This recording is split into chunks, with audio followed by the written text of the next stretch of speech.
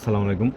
সাইফুল সাহেব, আপনার কাছে আমি একটু জানবো, এই যে উপসহকারী কৃষি কর্মকর্তা যে স্লিপটা দিয়ে দিয়েছে, হ্যাঁ, এখানে তো জিপসামের কথা উল্লেখ নাই।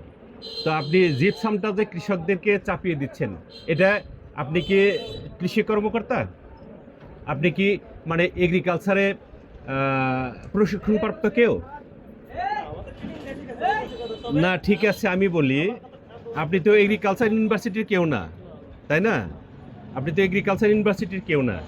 তাহলে এই যে সাব অ্যাসিস্ট্যান্ট এগ্রিকালচার যে স্লিপটা লিখে দিয়েছেন, হ্যাঁ, তার কাছে কৃষক গিয়ে বলেছে, আমার কথাটা একটু বুঝছেন আপনারা, যে এই কৃষি কর্মকর্তার কাছে ওই কৃষক যায় বলছে যে আমার এই লাগবে, যে কি চাষ করবেন, আমি এই চাষ করব। তাহলে কিন্তু ওই কর্মকর্তাই ভালো জানে যে আসলে আপনার জমিতে কি কি প্রয়োজন, উনি কিন্তু সাজেস্ট করে দিয়েছে, লিখে দিয়েছে।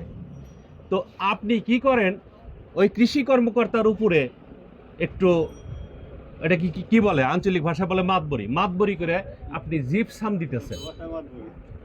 হ্যাঁ, জিপসামটা না, আমার কথা শেষ হয় নাই, না শেষ হয় নাই।